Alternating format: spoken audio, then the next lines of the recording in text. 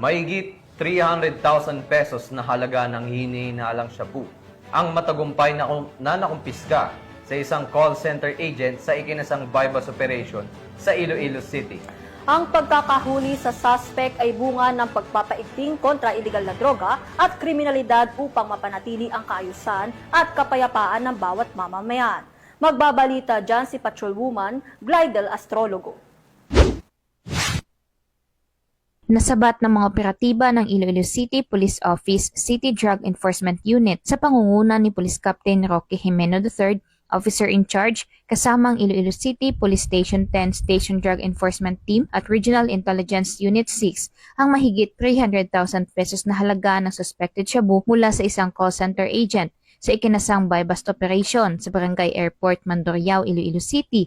Nito lamang ika-30 ng Setyembre taong kasalukuyan. Kinilala ang suspect bilang si alias Roel, 38 taong gulang, residente ng Deca Homes, Barangay Balabag, Pavia, Iloilo. Sa nasabing operasyon, nakuha mula sa kanya ang humigit kumulang 55 gramo ng hinihinalang shabu na may standard drug price value na tinatayang 374,000 pesos. Bukod dito, nasamsam din ang 7,000 pesos na ginamit bilang buy-bust money. Nasa kustodiya na ngayon ng Iloilo City Police Station 10 ang suspect para sa tamang disposisyon na nahaharap ngayon sa kasong paglabag sa Republic Act 9165 o ang Comprehensive Dangerous Drugs Act of 2002. Patuloy namang pinaigting ng mga kapulisan ang kanilang kampanya laban sa iligal na droga upang matigil ang pagkalat nito sa syudad at mapanagot ang mga sangkot sa naturang iligal na gawain. Mula dito sa Western Visayas, ako ang inyong PNN correspondent, Patrolwoman Glidel Astrologo, alagad ng batas, tagataguyod ng Balitang Pulis.